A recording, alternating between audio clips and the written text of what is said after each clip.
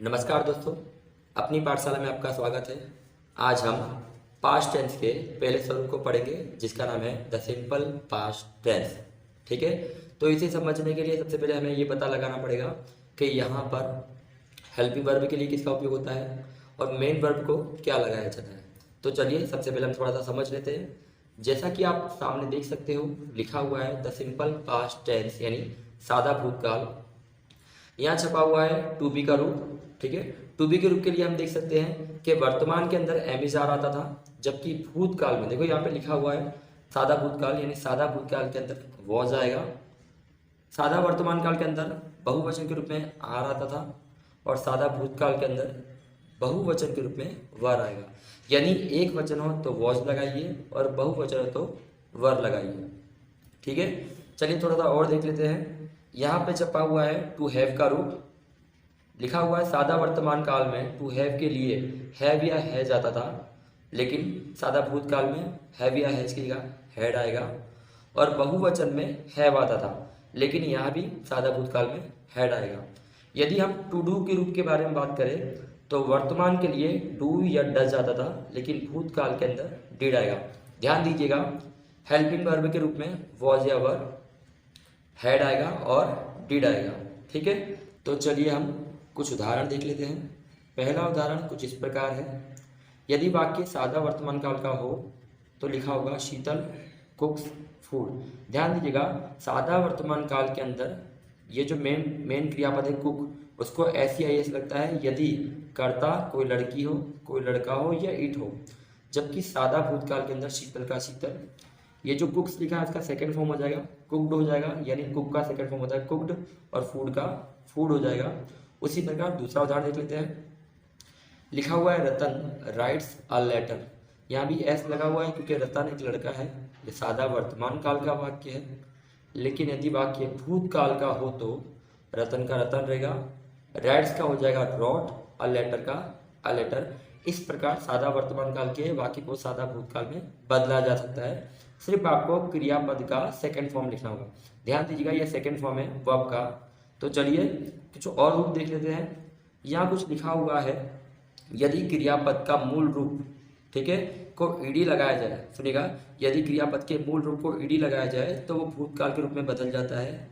जैसे कि प्ले का प्लेड, वॉक का वॉक्ड। लेकिन यदि मान लिया जाए कि क्रियापद के मूल रूप को लास्ट में ई लगा हो, ध्यान दीजिए, क्रियापद के अंत में ई लगा हो तो ई के बाद सिर्फ और सिर्फ डी लगाए। जैसे डांस लिखा है तो ई के बाद सिर्फ डी आएगा, बेक लिखा हो तो बेक्ड हो जाएगा, मेक का मेड हो जाएगा। ठीक है, वो अलग चीज़ है।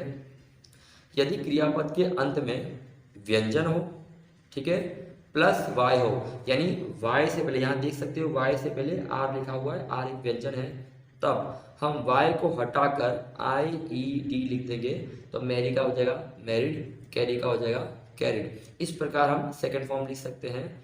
लेकिन यदि मान लिया जाए कि स्वर प्लस वाई दिया हो, जैसे कि यहाँ दिया हुआ है वाई से पहले स्वर दिया है, तो आपको कुछ नहीं करना है, वाई के बाद ईडी लगाना होगा तो हो जाएगा स्टे का स्टेड और प्ले का हो जाएगा प्लेड। इसी प्रकार कुछ और प्रकार के हैं। यदि मान लिया जाए कि वाक्य के अंत में एक व्यंजन हो और व्यंजन से पहले स्वर दिया हो, ध्यान दीजिएगा, किसी क्रियापद के अंत में व्यंजन हो और उससे पहले स्वर दिया हो तो व्यंजन को डबल कर दिया जाता है और ईडी लगा दिया जाता है। स्टॉप का स्टॉप्ड हो जाएगा, ड्रॉप का ड्रॉप्ड हो जाएगा, बैग का बैग्ड हो जाएगा, ड्रैग का ड्रैग्ड हो जाएगा, बैट का बैटेड हो जाएगा, क्लैप का क्लैप्ड हो जाएगा। इस प्रकार हम इसे कर सकते हैं। तो चलिए हम आगे की ओर चलते हैं। तो छठे नंबर पे आप देख सकते हो, यहाँ लिखा हुआ है कि यदि मेन क्रियापद के अंत में एल आता हो, ध्यान दीजिएगा, मेन क्रियापद के अंत में एल आता हो तो उसे हम डबल कर देंगे, यानी एल को डबल वाले के लिए और ईडी लगा देंगे। जैसे कंपेल का कंपेल्ड और एक्सेल का एक्सेल्ड। ठीक है, कुछ इस प्रकार हम सेकेंड रूप कर सकते हैं। तो चलिए कुछ हम सेकेंड फॉर्म देख लेते हैं। यहाँ लिखा हुआ है क्रियापद का इस सब लिखा है फर्स्ट फॉर्म, यानी इस सब क्रियापद का फर्स्ट फॉर्म है और इस सब क्रियापद के सेकेंड रूप दिए हुए हैं। ठीक है, तो देखिए यहाँ गो लिखा है तो गो का हो जाएगा वेंट, स्टैंड का स्टूड हो जाएगा, गिव का गेव, सिट का सेट, सी का सो हो जाएगा, फॉल का फेल, सिंग का सैंग, रन का रेन हो जाएगा, ड्रिंक का हो जाएगा ड्रैंक। इसी प्रकार टीच का टॉट, मेक का मेड, फाइंड का भी फाउंड हो जाता है, सेल का सोल्ड हो जाएगा, शाइन का शॉन, हियर का हर्ड, लर्न का लर्नड, टेल का टोल्ड, से का सेड, कम का केम, टेक का टुक, स्विम का स्वैम, ड्रो का ड्रू, राइट का रोट हो जाएगा जैसा कि हमने पहले लिख लिया है, रिंग का रैंग, फ्लाई का फ्ल्यू, थ्रो का थ्रू, बिगिन का बिगैन, थिंक का थॉट, ग्रो का ग्रीव, ईट का एट, स्लीप का स्लेप्ट, वेयर का वॉर, राइज का रॉज, स्टैंड का स्टूड। इस प्रकार यदि आपको क्रियापद का फर्स्ट फॉर्म और सेकंड फॉर्म याद रखना हो तो आपको पहले से याद करना होगा ताकि आपकी मदद हो जाए। यदि आपने इसे याद नहीं किया तो आपको सादा भूतकाल बिल्कुल ही नहीं आएगा। तो चलिए थोड़ा और आगे समझ लेते हैं। यहाँ पे 8वां नंबर लिखा हुआ है, या लिखा हुआ है यदि क्रियापद निम्न में से हो, यानी नीचे दिए है वो हो तो वो कभी बदलते नहीं हैं। जैसे कट, कट का फर्स्ट फॉर्म भी कट होता है और सेकंड रूप भी कट होता है। रीड का फर्स्ट फॉर्म भी रीड होता है, सेकंड रूप रेड होता है। पढ़ते हैं अलग अलग लेकिन लिखा हुआ तो सेम ही है। जैसे कि पुट तो पुट, शट तो शट। इसी प्रकार कुछ अन्य क्रियापद भी होते हैं। ठीक है, तो चलिए सादा भूतकाल के कुछ प्रश्न देख लेते हैं। पहला प्रश्न कुछ इस प्रकार है, लिखा हुआ है हु सोल्ड द कैरोट्स, यानी कैरोट्स को यानी गाजर को कौन बेच रहा था। ठीक है, यानी किसने बेचा। हम ऐसे कह सकते हैं जो हु होता है वो एक कर्ता के लिए होता है यानी व्यक्ति होता है। यहाँ पे किसी भी व्यक्ति का नाम लिख दीजिए, यदि आपको उसका उत्तर पता हो तो उसका नाम लिख दीजिए। लिखा हुआ है कांजी एंड मांझी, यानी कांजी और मांझी सोल्ड द कैरोट्स, यानी कांजी और मांझी गाजर बेचते थे। ठीक है, दूसरा वाक्य कुछ इस प्रकार है, what did Jatin throw. What का मतलब क्या, जतिन का मतलब जतिन, थ्रो का मतलब फेंका। ठीक है, जतिन ने क्या फेंका। ध्यान दीजिएगा डिड लिखा है इसलिए भूतकाल होगा, जतिन ने क्या फेंका था ऐसा बोल सकते हैं, या कह सकते जतिन ने क्या फेंका, क्वेश्चन मार्क। यदि आप इसका आंसर जानते हो कि जतिन ने एक बॉक्स फेंका है तो हम इसका आंसर कुछ इस प्रकार लिखेंगे, जतिन का जतिन।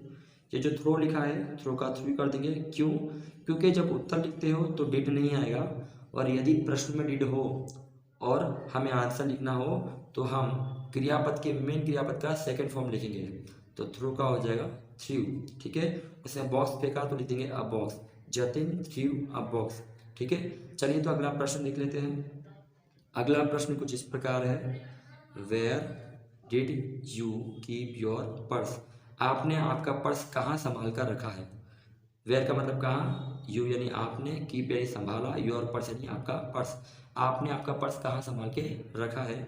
यदि आपको पता है कि हमने टेबल पर रखा है तो हम इसका आंसर किस प्रकार लिखेंगे।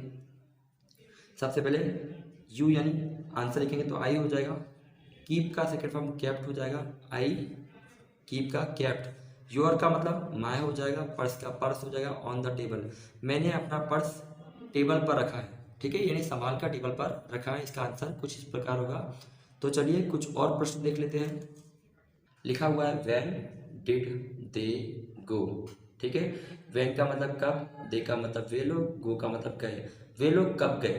ठीक है, यदि आपको पता है व्हेन का मतलब समय होता है, यदि आपको पता है 5 बजे गए तो हम इसका आंसर किस प्रकार लिखेंगे।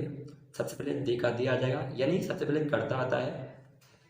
गो दिया है तो गो का सेकंड फॉर्म लिख देंगे वेंट, यानी दे, फिर बाद में गो का वेंट। यदि समय पता है तो ध्यान दीजिएगा समय से पहले हमेशा 8 लिखा जाता है। तो दे वेंट एट 5 o'clock, यानी वो 5 बजे गए। ठीक है, तो चलिए अगला वाक्य देखते हैं। अगला वाक्य कुछ इस प्रकार है, विच पेंसिल, यानी कौन सी pencil, did the child like, यानी बच्चे को कौन सी पेंसिल पसंद आई। विच का मतलब, विच पेंसिल का मतलब कौन सी पेंसिल होता है। द चाइल्ड का मतलब बच्चे को, लाइक का मतलब पसंद आई। ठीक है, यदि आपको पता है कि बच्चे को लाल पेंसिल पसंद आई तो हम इसका आंसर किस प्रकार लिखेंगे। सबसे पहले करता आएगा द चाइल्ड, तो लिख दिया द चाइल्ड। लाइक का हो जाएगा लाइट यानी सेकंड फॉर्म हो गया। अगर लाल पेंसिल है तो ध्यान दीजिएगा, यदि जब भी हम कोई रंग लिखते हैं यानी कोई भी रंग की वस्तु होती है तो इससे पहले द लगाया जाता है।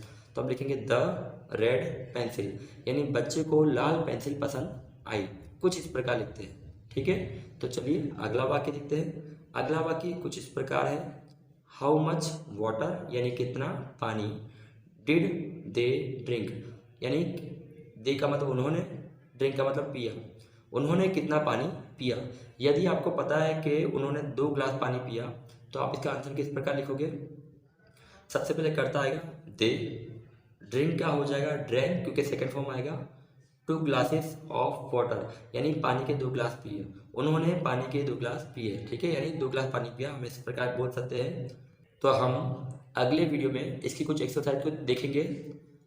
उसे समझने के लिए सबसे पहले आपको इसे देखना होगा, तो आप इसे 1-2 बार देखिए और समझिए ताकि अगले वीडियो में आपकी मदद हो जाए। आपने हमारा वीडियो देखा उसके लिए धन्यवाद। हम अब अगले लेक्चर में मिलते हैं।